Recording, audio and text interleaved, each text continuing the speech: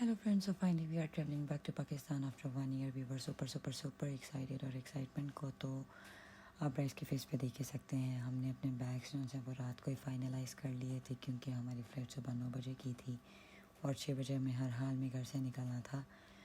और ब्राइस थोड़ा सा क्रैंकी था because of course he walk up early in the morning, लेकिन वो खुश भी था और दुबई को बाय बाय बोल रहा था कि मैं अपनी अम्मी अब्बू से मिलने के लिए जा रहा हूँ।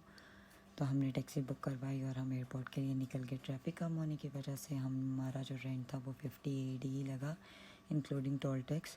फ़्लाइट के अकॉर्डिंग हमने टर्मिनल 2 से एंटर किया था and thank god check in के टाइम पे हमारा लगेज जो था वो सिर्फ 56 kg ही हुआ। वैसे हमारी कैपेसिटी 90 kgs की थी।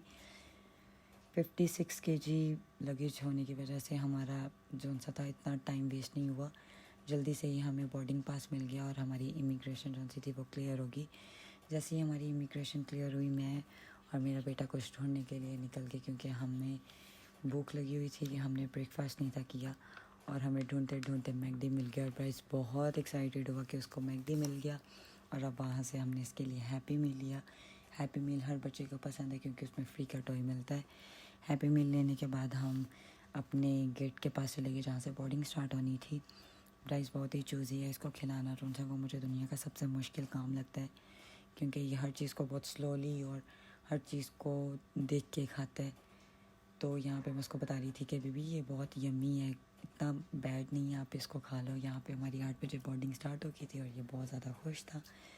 हम दोनों अपने व्यूज़ को बहुत एंजॉय कर रहे थे क्योंकि इस दफ़ा हमारे साथ डैडा भी थे। लास्ट टाइम हमने ट्रैवल किया था तो हम अकेले थे, डैडा हमारे साथ नहीं थे, लेकिन इस दफ़ा हमारे साथ डैडा भी ट्रैवल कर रहे थे और हम बहुत एक्साइटेड थे। ब्राइस इस जहाज़ को देख के बहुत खुश हुआ कि मामा इट्स टू बिग एरोप्लेन, क्योंकि उसने पहली दफ़ा इस तरह बस के थ्रू ट्रैवल किया अपनी सेंसेस में। और यहाँ हम अपनी जो है फ़्लाइट की तरफ जा रहे हैं और वेदर जो सा था वो बहुत ही ज़्यादा विंडी था और हम इंजॉय कर रहे थे।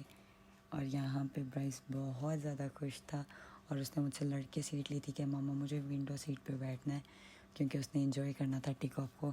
जैसे ही हमारा टेक ऑफ हुआ, ब्राइस जो है वो उठ के मेरी गोदी में आ गया और मुझे कहता है कि mama I don't want to sit on my seat. तो यहाँ पे मेरी जो लेग्स थी वो बहुत नम हो चुकी थी और उसके डैडा मुझे हेल्प आउट कर रहे थे क्योंकि वो मेरे साथ ही रहा गोदी में पूरे सफ़र में। और यहाँ पे मैं भी सो गई उसके साथ क्योंकि मैं टाइट फील कर रही थी। जैसे ही मैं सो के उठी मुझे पता चला जी मैं पाकिस्तान लैंड हो चुकी हूँ और पाकिस्तान का वेदर बहुत ही प्यारा था। इतनी देर के बाद मैंने इस तरह का वेदर देखा, क्लाउडी विंडी। मेरी आंखें तरस चुकी थी इस वेदर को देखने के लिए।